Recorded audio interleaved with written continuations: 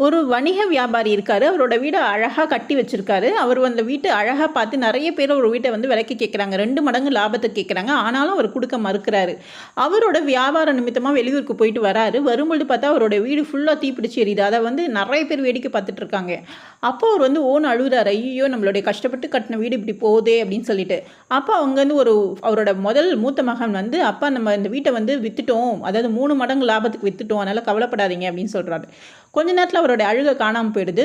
கொஞ்சம் மனசு திருப்தி அடைகிறாரு. அப்போ அந்த 2வது மகன் ஓடி வந்து சொல்றாரு, "அப்பா நம்ம முன் பணம் மட்டும் தான் வாங்கியிருக்கோம். இன்னும் முழு பணம் வாங்கல. தரமாட்டேன்னு சொன்னா என்ன பண்றது?" அப்படின்னு சொன்னோனே உடனே சோகத்தில ஆழ்ந்துடுறாரு. அதுக்கு கொஞ்ச நேரத்துலலாம் வந்து பார்த்தீங்கன்னா, அவரோட 3வது பையன் வந்து ஓடி வந்து, "அப்பா நீங்க வந்து கவலைப்படாதீங்க, அழாதீங்க.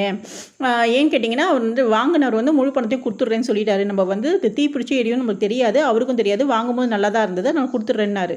இதுதாங்க நம்மளுடைய நிலம் வந்து மாறிட்டே தான் இருக்கும். நம்மளுடைய எதுவுமே நிலம் இல்ல, அதாவது நம்மளுக்கு சொந்தம் இல்லன்னு நெனச்சோன்னா